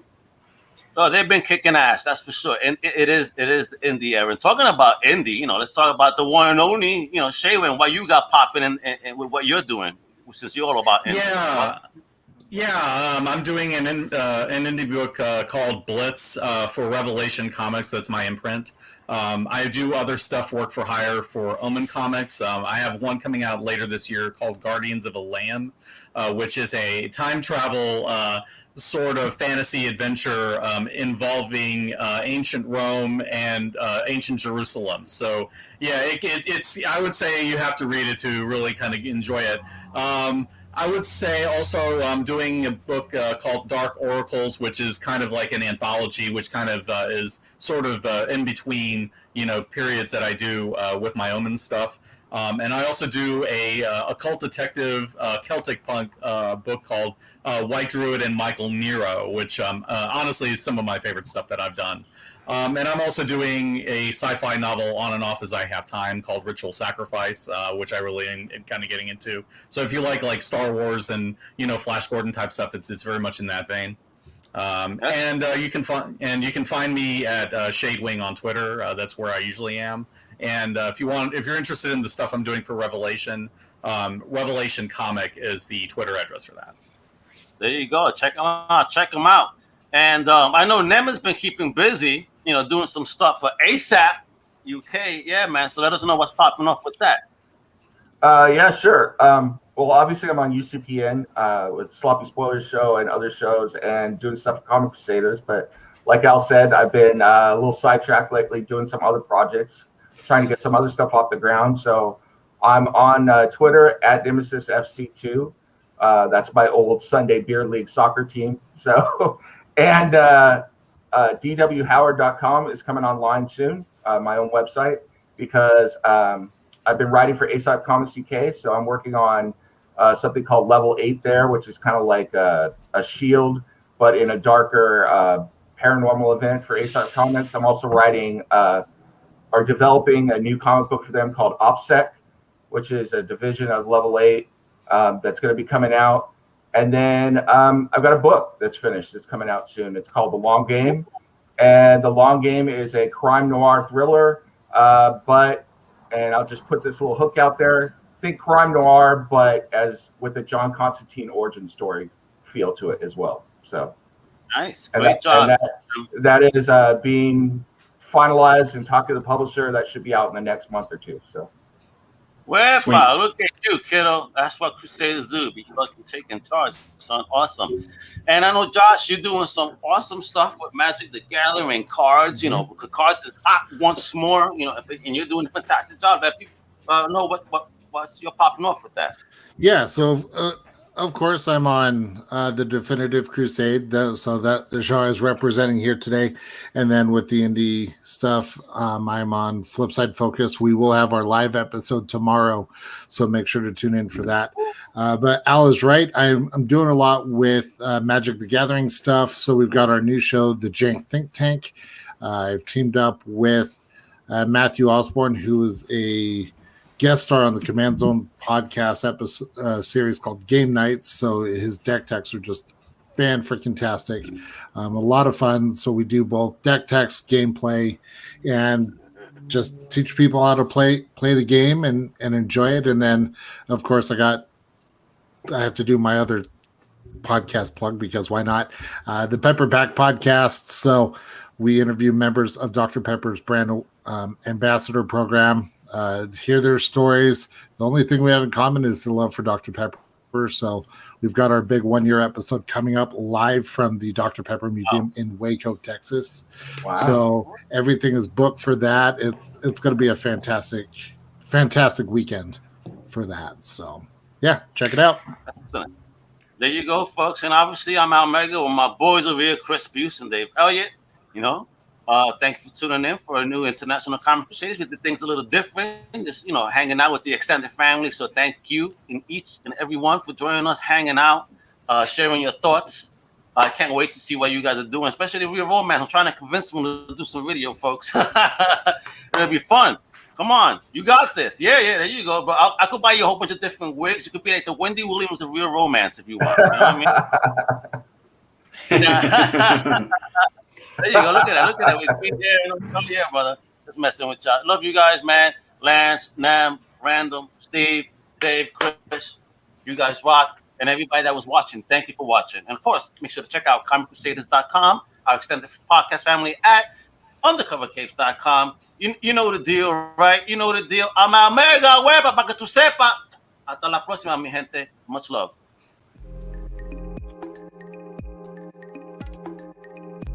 Thank you. We hope you've enjoyed this Comic Crusaders production. For real-time news on all things pop culture, please feel free to follow us on social media. For articles, original content, merchandise, and more, please go to www.comiccrusaders.com. Also follow along with all of the websites of the Comic Crusaders family. As always, if you like this content, please click like and subscribe to the Comic Crusaders YouTube channel.